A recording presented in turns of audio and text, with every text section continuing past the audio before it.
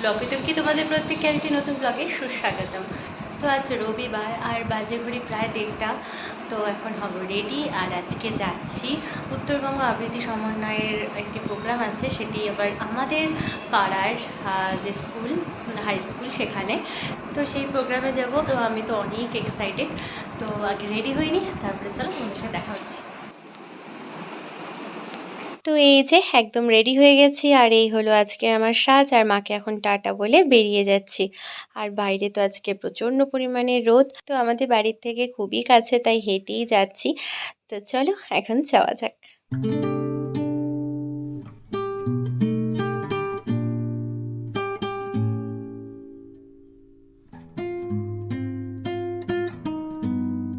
তো চলে এসেছি এখানে, আর এখানে এসে দেখা হয়ে গেল বৌদিদের সাথে, শুভান্নি তার বৌদি। তো ওদের সাথে বসে গল্প করছিলাম। তো এই যে জেঠুও চলে এসেছে, আর এখনও এখানে প্রোগ্রাম শুরু হয়নি, এখনই হবে। তো একটু ভিডিও শেয়ার করে নিলাম তোমাদের সাথে। তো এবারে এখানকার প্রোগ্রাম শুরু হচ্ছে, আর অনেকজন বিশিষ্ট ব্যক্তিগণ এখানে উপস্থিত ছিলেন। তো পুরো প্রোগ্রামের কিছু কিছু ভিডিও ক্লিপস আছে আমার কাছে, সেগুলো শেয়ার করছি, তোমরা দেখতে থাকো।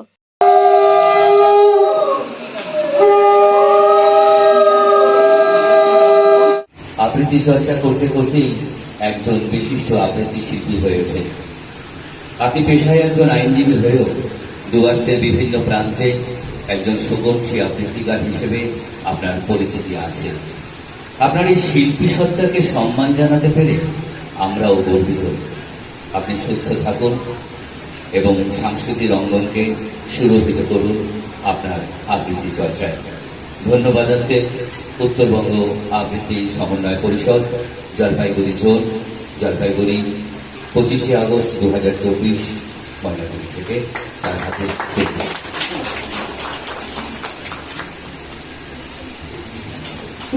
সম্পাদক উৎপল চৌধুরী, উত্তরবঙ্গ আবৃত্তি সমন্বয় পরিষদের সম্পাদক উৎপল চৌধুরী। উত্তরবঙ্গ আবৃত্তি সমন্বয় পরিষদ, জলপাইগুড়ি জোন বিশিষ্ট বাচিক শিল্পী সম্মান সংবর্ধনা স্মারক শ্রী অশোক চট্টোপাধ্যায় দয়াকার। সম্মানীয় বাচিক শিল্পী শ্রী অশোক চট্টোপাধ্যায়কে এই বিশেষ সম্মান জানাতে পেরে উত্তরবঙ্গ আবৃত্তি সমন্বয় পরিষদ গর্বিত। নিজেকে খুব গর্বিত এবং সম্মানিত মনে হচ্ছে। কবিতাকে ভালোবেসে গিয়ে এসেছি, উপেক্ষা করিনি কখনো। সুখে দুঃখে, অভাবে অনটনে, সবকিছুর মধ্যে কবিতাকে ভালোবেসে, কবিতার প্রতি আসক্ত থেকে কবিতা চর্চা করে গেছি। কবিতাকে অন্তরে গ্রহণ করি সবার আগে। তার অর্থ কবি কি বলতে চেয়েছেন, কবি কি বলতে চেয়েছেন এটা বড় কথা।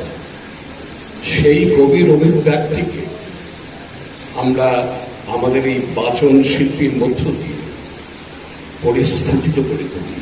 সীমান্তে আজ আমি প্রহরী, অনেক রক্তাক্ত পথ অতিক্রম করে আজ এখানে এসে থমকে দাঁড়িয়েছি স্বদেশের সীমানায়।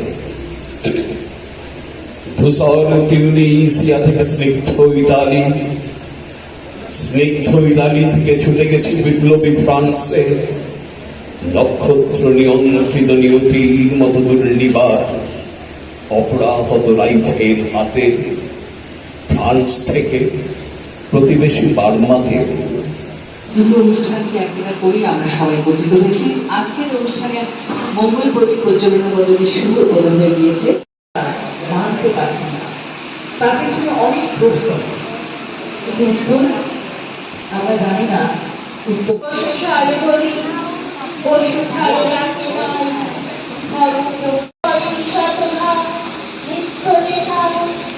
তুমি সর্বচিন্তা আলোকের বেতা। Well, the clear stream of reason has now lost its way into rainy deserts and all days heavy. It must take on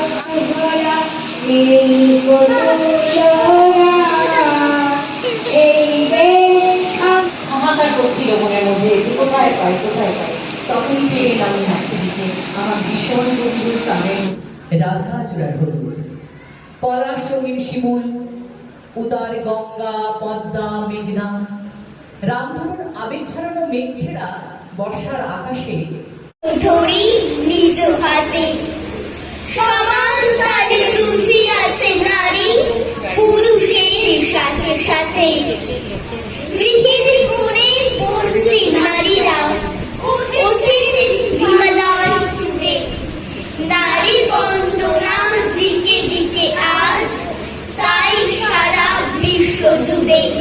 তুমি যেভাবে পারো এই পাথরটাকে সরিয়ে দাও আর আকাশের ভয়ঙ্করকে শান্ত গলায় এই কথাটা জানিয়ে দাও তুমি ভয় পাওনি।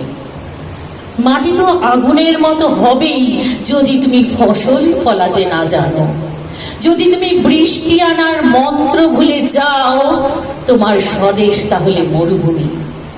যে মানুষ গান গাইতে জানে না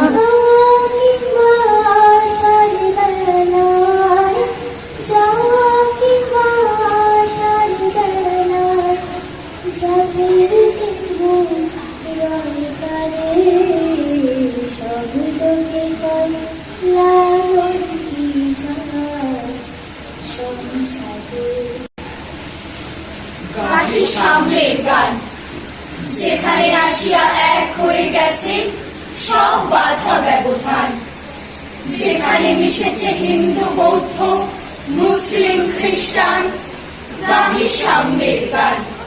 ওরা আবার চোখ বেঁধেছে, হাতে ওদের প্রজ্বলিত আগুন, জমাট ব্যাধিযুক্ত কুটিল দৃষ্টি, অন্তর্গহরে তমিস্তার মতো অরণ্য হিংস্রতা, আমাকে ঘিরেই ওদের যুগান্তকারী পৈশাচিক খেলা।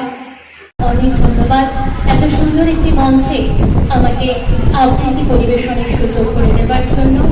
এখানে উপস্থিত সকল বড়দের এবং আমার শ্রদ্ধেয় দুই শিক্ষক, আমার আবৃত্তি শিক্ষাগুরু, তাদেরকে জানাই অতি প্রণাম।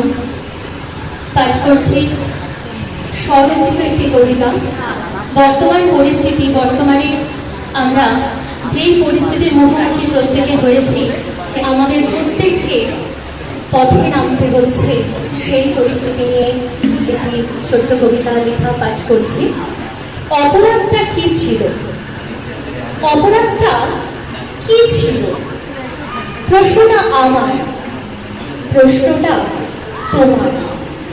মানুষ রূপে কিছু অমানুষ ব্যতীত সকলের প্রশ্ন এটি। তবে প্রশ্ন একটাই, অপরাধটা কি ছিল? বাবা মার স্বপ্ন আর নিজের অনেকটা আশায় বেড়ে ওঠা মেয়েটি, অপরাধটা কি ছিল? এখন হাতে নিয়ে স্লোগান দিচ্ছি আর একটাই আওয়াজ কানে ভেসে আসছে সর্বক্ষণ, উই ওয়ান্ট জাস্টিস।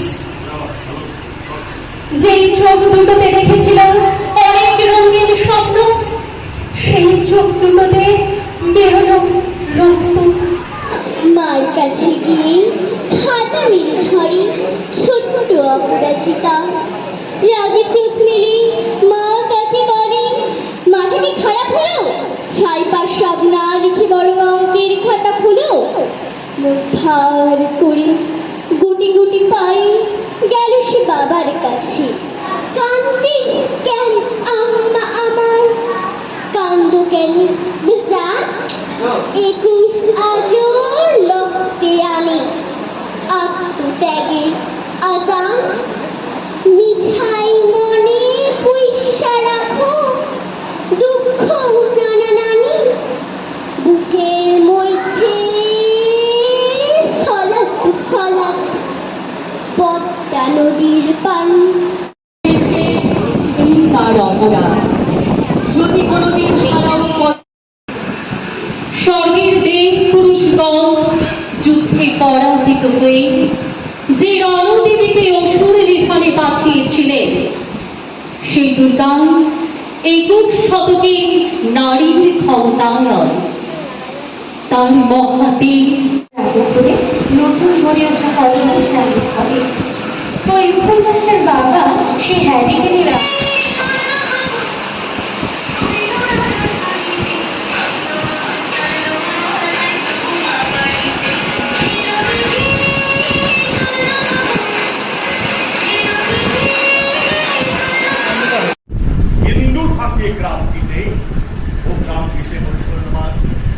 এ গ্রামের তুলসী পাতা পুজোয় লাগে মুক্তপুরে নামাজ পড়া চিরকুশনে আর নিষেধে।